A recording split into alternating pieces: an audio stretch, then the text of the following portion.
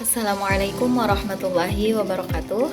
Perkenalkan, saya Nadia Arofah Nurubay dari kelas C1 PJJ PAI, Fakultas Ilmu Tarbiyah dan Keguruan, Universitas Islam Negeri Syaiber Syekh Nurjati Cirebon.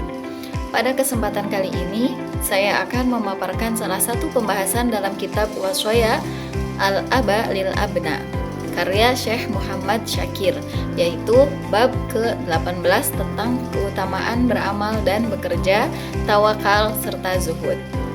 Kitab ini berisi nasihat-nasihat pendidikan yang sangat relevan untuk kehidupan generasi sekarang, khususnya di era digital yang penuh tantangan moral dan gaya hidup instan. Dalam bab ini, Syekh Muhammad Syakir menjelaskan bahwa menuntut ilmu bukan hanya untuk diketahui, tetapi harus diamalkan dalam kehidupan sehari-hari. Beliau juga mengajarkan bahwa seorang muslim harus tetap bekerja dan berusaha, namun tetap memiliki sikap tawakal kepada Allah dan hidup sederhana, atau bisa disebut juga dengan zuhud. Nasihat ini sangat penting karena banyak orang berilmu tapi ilmunya tidak memberi manfaat bagi dirinya maupun masyarakat. Seperti kutipan pada kitab, yaitu ta'allamil ilma li ta'mala bihi fi nafsika wa ta'lamahu linnas, yang artinya pelajarilah ilmu agar engkau mengamalkannya pada dirimu sendiri dan mengajarkannya kepada manusia. Pesan ini mengajarkan bahwa ilmu tidak cukup hanya dipelajari atau disimpan dalam pikiran.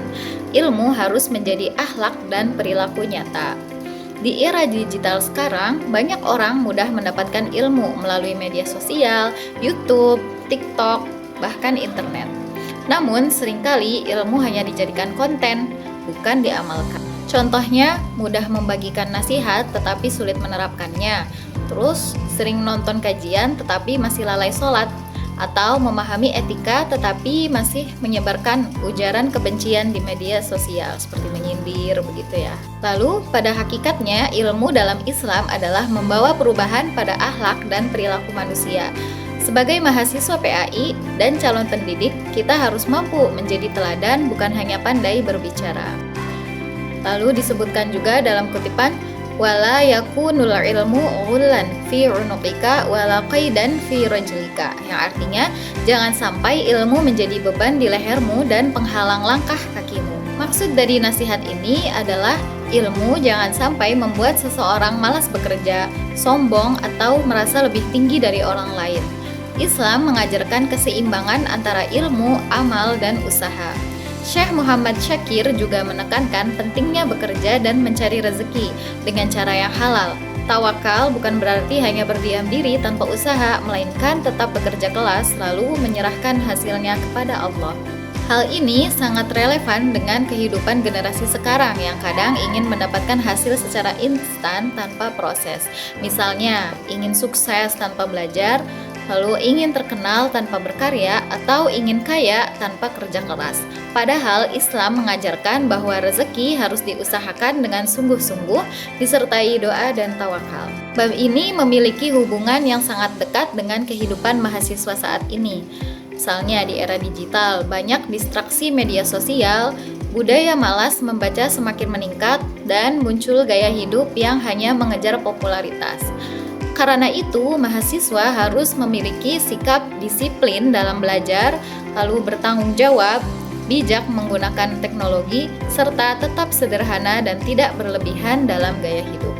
Sikap zuhud juga penting diterapkan, yaitu tidak berlebihan mencintai dunia. Zuhud bukan berarti miskin, tetapi mampu mengendalikan diri agar tidak diperbudak oleh harta, gengsi, atau validasi media sosial. Sebagai calon guru, kita harus memanfaatkan teknologi digital untuk hal yang bermanfaat, seperti belajar, berdakwah, dan menyebarkan pendidikan akhlak. Dari pembahasan bab 18, kitab Washoya Al-Aba lil Abna, dapat disimpulkan bahwa ilmu harus diamalkan. Manusia wajib bekerja dan berusaha, serta tetap bertawakal kepada Allah dan hidup sederhana. Nasihat Syekh Muhammad Syakir sangat relevan untuk generasi sekarang, agar tidak terjebak dalam budaya instan dan penggunaan media digital yang negatif. Melalui pembelajaran kitab kuning ini, kita dapat memahami bahwa pendidikan karakter dan akhlak tetap menjadi pondasi utama dalam kehidupan, terutama di era digital saat ini. Semoga kita mampu menjadi pribadi yang berilmu, berakhlak, rajin berusaha, dan bijak menggunakan teknologi.